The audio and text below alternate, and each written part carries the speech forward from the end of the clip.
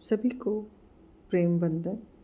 श्रीमद् भागवत गीता अध्याय 3, जिसको आज हम समाप्त कर रहे हैं। ये श्रीमद् भागवत गीता का एक महाअध्याय है।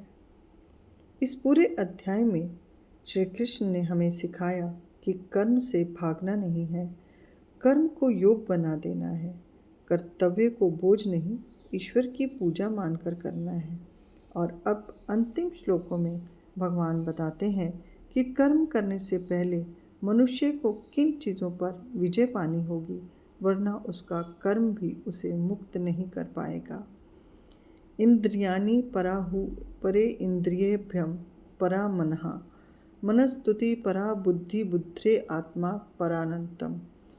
इंद्रियां श्रेष्ठ हैं, पर उनसे भी श्रेष्ठ मन है, मन से भी श्रेष्ठ बुद्धि है, और बुद्धि से भी ऊपर आत्मा स्थिर है। यानी असली शक्ति शरीर में नहीं, भीतर की गहराई में है। श्लोक संख्या 43। एवं बुद्धि परम बुद्धि तथा सत भया आत्ममनान जहि शत्रु महाबलो काम रूपम दुरासदम। इसलिए हे अर्जुन, आत्मा की शक्ति को पहचानो और फिर उसी आत्मबल से कामना रूपी शत्रु का नाश करो, जो जीतना कठिन है पर असंभव नहीं।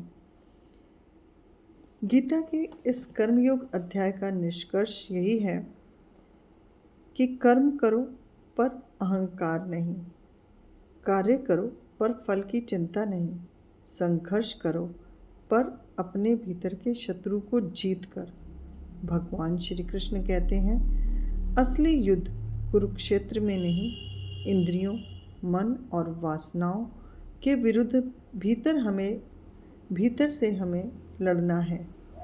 जो स्वयं को जीत लेता है, उसे कोई युद्ध, कोई बाधा, कोई संसार हरा नहीं सकता।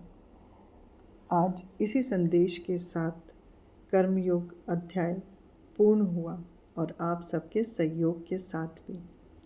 अगले अध्याय में फिर मिलेंगे, जिससे ये अमृत धारा प्रवाहित हो और हम अपने कर्मों को श्रेष्ठ करते हुए ईश्वर को अपनी भक्ति और अपने सभी कर्मों का समर्पण करते हुए जीवन यात्रा को सफल करें। और कर्म के बिना तो जीवन की गति वैसे भी नहीं है, तो क्यों ना हम अपने जीवन को श्रेष्ठ कर्मों में परिवर्तित करके अपने जीवन को सफल करें और ईश्वर की असीम कृपा को पाएं। यही जीवन का सार है, और कर्म हर प्राणी को करना ही है, और कर्म के बिना हम कर्म से छूट भी नहीं सकते हैं, और शायद इसीलिए हमें 84 की योनियों का भोग भोगना पड़ता है इन्हीं कर्मों की वजह से। तो चलिए आज से गीता के इस अध्याय को अपने जीवन में धारण करते हुए सभी कर्मों को ईश्वर को समर्पित करते हुए इसका समापन करते हैं। जय श्री कृष्ण।